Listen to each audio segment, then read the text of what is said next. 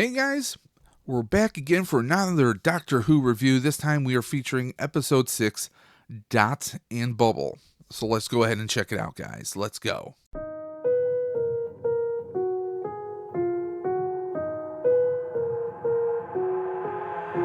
I've got an itch I can't scratch, I'm missing a piece that completes a whole part of me, an open wound scar to see. Everybody come here, gather round, welcome to the freak show, the best in town. What the hell's wrong with me? I don't get along with anybody, honestly. I've been living in my own head constantly, thoughts jumbled round, think I need a new lobotomy. Wait, all these thoughts are too negative, I don't wanna get lost in the sedative. Gotta show them what I got, I'm competitive. You know I'm about to go. Hey guys, welcome back again. Dave's Dimension. Welcome back again for another video. Welcome back again to the channel. There's your home for tech, toys, and talk.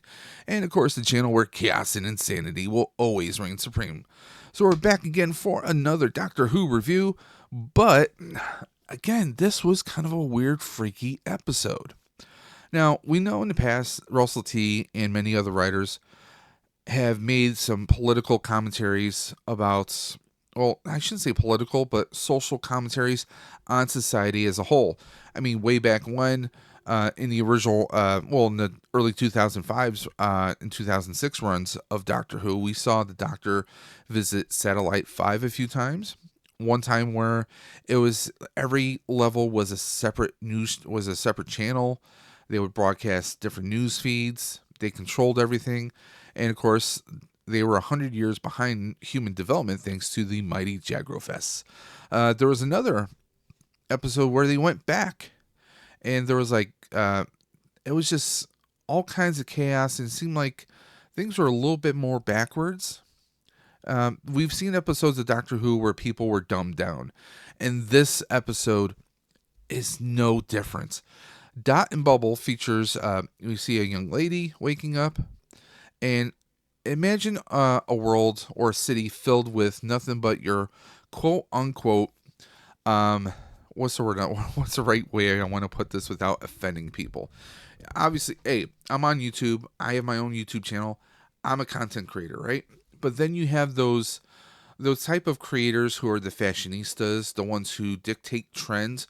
They tell you what makeup to use or what conditioner to use, or what's the coolest designer for clothing nowadays. You know, those fashionistas, I guess is the way to put it. And this city is filled with all of them, all the quote unquote Barbie-esque beautiful people. And everyone is obsessed, and they use these little dots, these little hovering metal dots that project a bubble around you.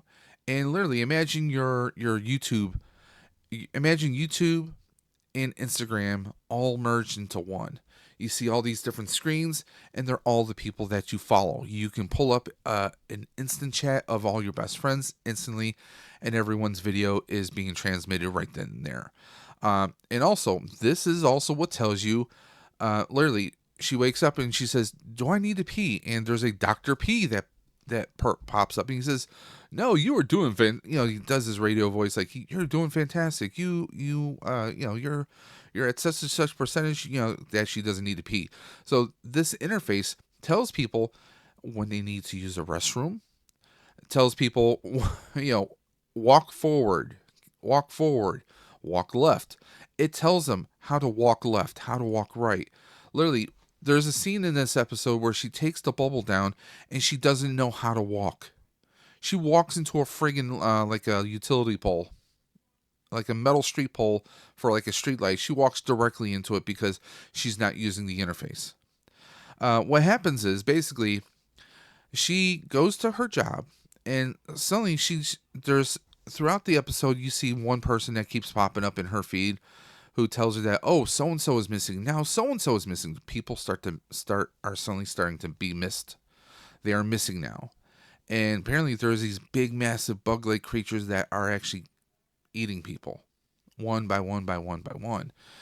And, well, lucky her, the Doctor and Ruby access her bubble feed, and they're trying to talk to her and trying to see if they can help get some information to try to save her. There is a force field around the city. It almost was like, oh, this is like a preschool version of Gallifrey. That's seriously what I thought.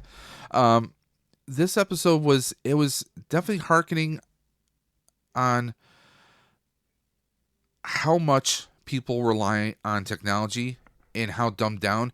It's like if you took Idiocracy and the Kardashians and took Instagram and mashed it up into one big social society type mess. And that's what this episode definitely comes off of. The writers, I think this one is actually written by Russell T, I believe. And I have to give him respect. Nothing but respect always. But this one, it was definitely on a Star Trek, like classic Star Trek level of cultural statements about being too dependent on technology, taking some time to get off our screens, taking some time to get off our cell phones and actually have conversations with people or read a book, doing constructive things, doing things that you might not normally do. This society, these people, they actually only work 2 hours a day. They're like the rich, they're the upper crust, they're your Kardashians. They are your richest of rich people, and they are sent to this planet between the ages of 17 and 27, I think she said. And, there are no old people. It's just them. So you kind of keep a certain group of people, certain, like, let's say personalities, they're all obsessed about social media, looking great, sucking up to people. It's almost like kind of like a Valley Girl mentality, from if you're from the 80s or 90s, you'll know what I mean. But this girl, she's just so lost, and the doctor and Ruby are trying so damn hard to help her, but she doesn't want their help. She just thinks that they're annoying and stupid and idiots. And some things were frustrating. She does eventually come across someone who helps, and he's kind of like her, except he only goes on to this bubble to upload his music and then gets off the bubble, and he actually spends the rest of the day reading and doing constructive things. He actually studies history. So this is someone who actually is the polar opposite of everything else. And he seems like he's going to be the glimmer of hope. And there's a few instances where this guy, I mean, some of the actions he does are almost doctor-like. I know that sounds crazy, because at one point they get to these communication consoles, and he decides he's going to try and reach try and call the homeworld for help, for assistance. And he calls the homeworld. The homeworld is already devastated. But instead of telling her, he keeps it to himself. That's such a doctor thing. If you're trying to save someone and they're worried about their homeworld or their parents and loved ones, are you going to tell them and then they're going to lose all focus and just completely mentally and socially collapse right there? No, you're going to keep quiet.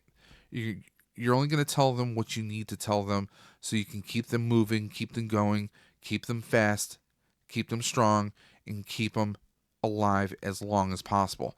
So this character, that was such a doctor thing written into this non Time Lord character. I was digging it. I mean, we've seen it done a few times. It's usually after you see a companion who's been with the Doctor for a very long time. So that was, I really liked that. It was pretty cool. But this was a crazy episode. It was so crazy, and so it was giving us so much. It kind of throws how much time we spend on our phones, on our computers, our tablets, how we're always obsessed over, hey, I gotta get the latest Jordans that came out. Hey, I think this shirt would look great on you. People who are obsessed with anything and everything, foodies, fashionistas, you name it, you claim it, everybody out there.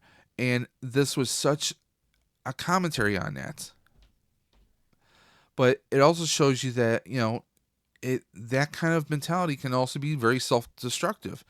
If you're someone who doesn't know trades, in this day and age, less and less people are taking up vocational trades like welding, carpentry, things of that nature. You're seeing less and less people do that. And that's kind of, if you ever saw the movie Idiocracy, that's kind of the same kind of downfall. People get dumber and dumber because they're not educating themselves. They're not learning trades. They want everything the easy way.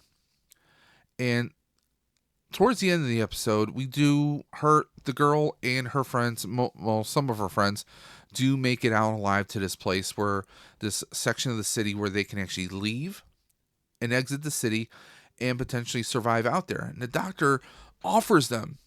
He's like, my TARDIS here. I can take you all away. I can find you a new world. And they all ignore him. They just see this small little box and they're like, no, you're not one of us. Again, this high society type mentality, this holier than thou mentality, even after they've lost everything, they're still holding on to that mentality, and they pass judgment on Ruby and the doctor. And the doctor is literally shedding a tear. He's pleading with them, come with me, let me save you. Just come with me. I can save you. I can take you to a new world, a new life. And they're just like, they're going to go off in this boat and kind of just drift down the river or whatever it is and go off on their way, and who knows how long that they'll survive. The doctor could have took them to a world that would be conducive to the society norms that they are accustomed to, but they judged him. They judged the doctor and Ruby because they weren't of the same mentality. They weren't social. They weren't high society. They weren't on their friend list. So, they knew nothing about them, and they just thought that they were just lower servants, just lower people who they didn't need to even pay one mind to, not one iota of attention. And the doctor was just like, he was hysterically laughing. He was angry. He was just, he had a hard time trying to wrap his head around just the sheer ignorance of these people, that he could save them. He wanted to save them. He guided a lot of them to that spot, but they just wouldn't they wouldn't listen to him, not even for a minute. And the doctor had so much frustration and anger and sorrow and pain. That's the kind of Doctor Who writing we've been missing during the Chibnall era. I'm glad to see it back now. I mean, we had it during Moffat's reign, Moffat's run of showrunner. And Russell T, he's kind of bringing things back, and I can't wait to see what he brings to us next. To me, it's not one of my top episodes in the season so far. However, it was better than 73 Yards. Dot and Bubble kind of has a new kind of fear, new kind of a commentary, I guess. I keep using that word, commentary on society, and it really is. I think if you watch this, you will definitely take another look at yourselves, maybe a little bit, or at someone who maybe they obsess and they spend all their time on Instagram or Twitter or any other social medias, and it's definitely an eye opener. And let's just say this girl who is our protagonist in this episode, she is not sunshine and rainbows. She has a dark side, and you will see it when you watch this episode. I'm going to give this episode, about a 7.5 to an 8 out of 10. There are some Easter eggs. If you pay attention, there are some very interesting Easter eggs in this episode. Non-spoiler, they don't affect the story. However, at one point you see her kind of walk into this corridor where all the survivors are, including the Doctor and Ruby. And we see this like long chart, like a large ruler, so to speak, some measurement scale. It goes 1, 2, 3, 4, 5, 6, 7, 8, 9, and then it skips to 11. I thought that was kind of a weird Easter egg for Doctor Who. Maybe it was, maybe it wasn't. But I took it as an Easter egg. But this episode, I liked it better than 73 Yards. This wasn't my favorite episode, because there's just things that don't make a lot of sense, like where are these creatures? Where did they come from? Are these part of the Tricksters Brigade? We don't know. This was one episode where we didn't see Snoke via Ruby, so there was that. But I like the writing of this Doctor. I've spoken to some people who they aren't too keen on this Doctor because of his flamboyantness. And I've said this. I said, what are you talking about? I mean, every Doctor has their own quirks, their own personalities, and they change over time. even Jodie Whittaker's doctor slightly changed a little bit over her tenure. Hell, look at the third doctor. I mean, the third doctor, he had his puffy shirt, and his magician outfit, We had doctors that wore pieces of broccoli, little celery, on their cricket jackets. I mean, we've had flamboyantness. It's just, I like it when the showrunners, the writers, write to the strengths of the actor. Okay, Ncuti Gatwa, obviously he that's kind of his personality. That's kind of who he is. And I think they're doing a great job writing to that. Although other people will disagree with me. I like that this doctor is emotional, that he cries, that he shares anger. We've had him mention how he's been a father. We've had him mention in previous episodes, I think it was the episode Boom, where he said father to father. We're seeing the doctor open up and talk about things. We're seeing him be, I don't want to say it, but be human. We see him show anger. We see him show compassion, and it's different. And I get that a lot of Doctor Who fans may not be aware of this, but this is great. This is refreshing. This is new millennium. This isn't wokeness. I know a lot of people like to use that word wokeness, but I don't think it's wokeness. I think it's writing. It's kind of showing that this doctor, after the bi-generation with him and Tennant, that all the shared guilt, all the heaviness, 14, David Tennant, he is carrying it. And he's working through it. This is a doctor now. Ncuti Gatwa as the 15th Doctor. He remembers all that, but he doesn't carry that guilt with him. It doesn't define who he is. He's defining who he is. It's like if you ever went to counseling and you went through a breakthrough, suddenly you feel like there's this weight lifted on you. You feel lighter. You feel open to more possibilities. And that's how they're writing him. And I'm digging it. My favorite doctor of all time is always going to be David Tennant. David Tennant is just one of the best. Tom Baker, of course, OG doctor, just amazing. But this time, it's refreshing. I really want to see where this goes. We're at episode 6. We're almost halfway through, guys. We are almost halfway through. Now, if you guys agree with me, let me know in the comment section below. If you have your own theories in your own commentary, if you think I'm wrong, let me know in, again, the comment section below. If you like this episode, give me a thumbs up. If you didn't, give me a thumbs down. Put me in my place.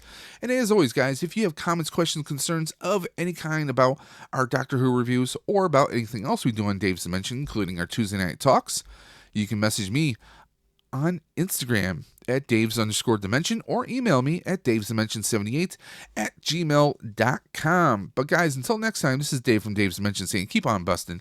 And you know what I'm going to say. I say it every single time. I will always catch you on the flip side. Take care, guys.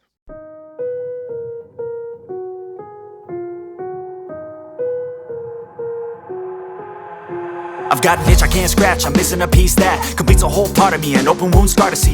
Everybody come here, gather round, welcome to the freak show, the best in town. What the hell's wrong with me? I don't get along with anybody, honestly. I've been living in my own head constantly, thoughts jumbled round, think I need a new lobotomy. Wait, all these thoughts are too negative. I don't wanna get lost in the sedative. Gotta show them what I got, I'm competitive. You know I'm about to go